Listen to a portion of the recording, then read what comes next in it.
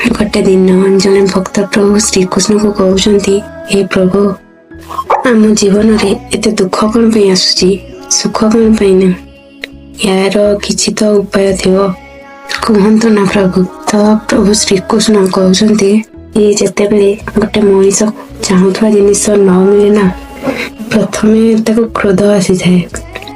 आउ जेते बेले गोटे मनीष को क्रोध आसी थाए ना, सेते बेले गोटे मनीषर किछि पाइबार लोभ बढ़ी जाई थाए।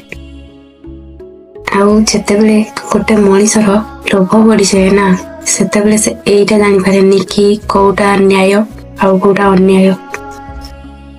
आउ जो मनीष कोउटा न्याय आउ कोउटा अन्याय जदि जानि पारुनी, से एइटा भी केबे जानि पारिबो कि कोउटा शांति आउ कोउटा अशांति। आउ जो मनीषटा शांति और अशांति भितर पार्थक्य कौन बुझी पारुनी ना, ता लाइफ रे से सुखी केमती हेबो, ता लाइफ रे सुख केमती आसीबो। जीवन रे जदि सुखी हेबाकु चाहन्छ ना, तो प्रथमे तम जीवन रे लोभ और क्रोध को त्याग कर। आशा करुछि मो कथा समस्ते बुझी पारुथिबे। वीडियो भल लगे लाइक कमेंट शेयर सब्सक्राइब करियो को जमारू भूलिबेनी। जय जगन्नाथ।